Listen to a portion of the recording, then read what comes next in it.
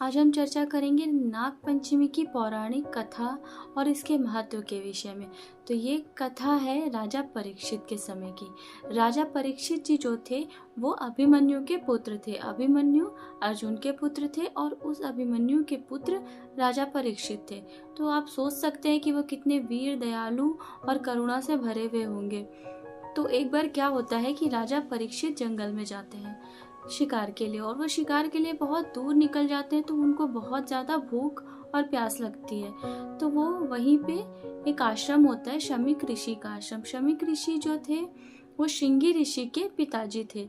तो शमीक ऋषि जी भी बहुत दयालु, करुणा से भरे हुए और एकदम ब्रह्म में लीन व्यक्ति थे। मतलब वो थोड़े से उसमें समाधि में चले जाते थे, और जब वो समाधि में जाते थे तो उन्हें ज्ञात नहीं रहता था कि बाहर हो क्या रहा है। तो जब वो गए परीक्षित जी उनके आश्रम, तो वो समाधि में लीन थे, वो ब्रह्म में लीन थे। तो उन्होंने जब उनको पुकारा कि जल और पानी के लिए मांगा, तो उनको सुनाई नहीं दिया क्योंकि वो उस टाइम ध्यान में थे।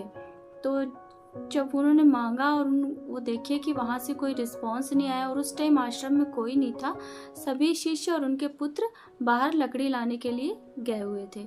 और उसके बाद जब वो देखे कोई है नहीं और ये मुझे कोई भी वो नहीं कर रहे हैं, और वो बहुत ज़्यादा भूख और प्यास से तड़प रहे थे, तो उन्हें बहुत ज़्यादा क्रोध आया। और वहीं पे एक मरा हुआ सांप पड़ा था, उसमें चींटियाँ लगी हुई थी, वो जाके उन्होंने शमीक ऋषि जी के गले में टांग दिया, और फिर बड़े गुस्से से वो चले गए। फिर जब श्रृंगी ऋषि और उनके शिष्य आए तो वो देखे कि अरे ये क्या, तो उनको बहुत क्रोध आया कि मेरे पिताजी के गले में सर्प राजा परीक्षित जी ने टांग दिया है। क्योंकि जब राजा परीक्षित जी जा रहे थे तो उधर से श्रृंगी ऋषि दूर से देख लिए थे कि राजा परीक्षित जी गुस्से से जा रहे हैं। तो जब उन्होंने देखा तो उनको बहुत ज़्यादा क्रोध आया, और उन्होंने हाथ में जल लेके राजा परीक्षित जी को श्राप दे दिया कि आज से ठीक 7वें दिन जो तक्षक सर्प है वो आपको काटेगा और उससे आपकी मृत्यु हो जाएगी। तो जब उसी बात से फिर उनके पिताजी की भी ध्यान छूट जाती है। वो जब वो उठते हैं तो उनको वो बताया जाता है कि ऐसे ऐसे आपके पुत्र ने श्राप दिया और ऐसे ऐसे राजा परीक्षित ने किया। तो वो अपने पुत्र श्रृंगी ऋषि पे बहुत क्रोध करते हुए बोलते हैं आपको ऐसा नहीं करना चाहिए। और क्रोध में इंसान अच्छा बुरा नहीं सोचता है, क्योंकि वो बहुत ही कोमल हृदय के थे। तो फिर वो अपने शिष्यों को भेजते हैं, वो सारा कुछ अपने जो भी हुआ श्रृंगी ऋषि के श्राप के बारे में सब कुछ बताते हैं, और उसकी मुक्ति के लिए भी बताते हैं कि आप भागवत का वो कीजिए। तो राजा परीक्षित जी को भी उस टाइम अपने कर्म पे बहुत पछतावा हो रहा था कि मैंने जो किया वो बहुत गलत किया, मुझे ऐसा नहीं करना चाहिए था, और जो श्रृंगी ऋषि जी ने श्राप दिया वो बिल्कुल सही श्राप दिया।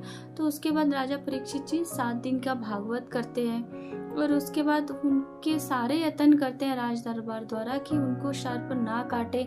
बड़े बड़े भवन में उनको रखा जाता है, और ऐसे भवन जहाँ पे ना कोई खिड़की, ना कोई झरोका, ना कोई दरवाजा, कि उनको सांप ना काटे। तो उसके बावजूद भी तक्षक सर्प उनको डस लेता है, क्योंकि पिछले जन्म में जो राजा परीक्षित का ऐसा था कि उन्होंने गंडक वन में आग लगाई थी, और उसमें तक्षक और उसके परिवार वाले जल जाते। तो उस समय से वो प्रतिशोध की अग्नि में जल रहा था।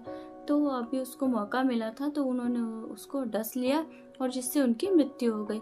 और जो उनके पुत्र थे राजा परीक्षित के पुत्र जन्मेजय, तो जब उनको ये पता है कि भाई मेरे पिता की सर्प के काटने से मृत्यु हो गई, तो उनको भी बहुत प्रतिशोध उठता है। तो उन्होंने एक सर्प यज्ञ करा है। राजा जन्मेजय का सर्प यज्ञ बहुत ही जग जाहिर है, जिसमें सर्प एक एक करके उस अग्नि में जाके भस्म होने लगते हैं, जलने लगते हैं। और उन्होंने प्रण लिया था कि मैं इस समूल विश्व से नाग वंश का नाश कर दूंगा। तो जब ऐसा होने लगा तो देवताओं ने जाकर ऋषियों से प्रार्थना की कि आप इन्हें रोकिए, नहीं तो इस सर्प वंश का पूरा नाश हो जाएगा। तो उसके बाद जब ऋषि गए, उन्हें बहुत समझाया गया, तो जन्मेजय ने वो यज्ञ को रोक दिया। और जिस दिन उस यज्ञ को रोका गया वो था श्रावण मास की पंचमी। उसी के उपलक्ष्य में नाग पंचमी मनाई जाती है। और आज ही के दिन भगवान श्री कृष्ण ने कालिया नाग का भी वध किया था। तो इन दोनों की का ही महत्व है इस पौराणिक कथा में। तो आज के दिन जो भी नाग नागिन की पूजा करते हैं, उनका जो भी विधिवत कर्म करते हैं, तो उन सारे प्रकार के सर्प दोषों से मुक्ति मिलती है। इसीलिए आज के दिन काल सर्प दोष की जो भी पूजा कराते हैं, उसका भयंकर से भयंकर काल सर्प दोष भी नष्ट हो जाता है। तो आज काल सर्प दोष जिसको भी है, तो आज बहुत ही सुंदर दिन है काल सर्प दोष की पूजा कराने का।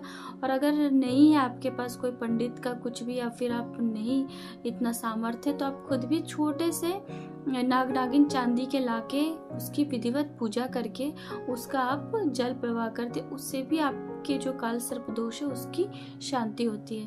तो आज के लिए इतना ही। जय श्री राम।